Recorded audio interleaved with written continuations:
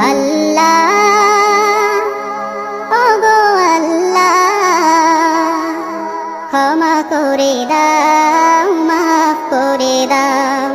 ক্ষমা করে দাও মাফ করে দাও যতদিনে জীবন বিনা বাঁচিবে সুপথে চালাও মাফ করে দাও সুপথে চালাও মাফ করে দাও তোমাকে না দেখিয়া নবীকে না চিনিয়া ঈমান এনেছি তবুও তোমাকে না দেখিয়া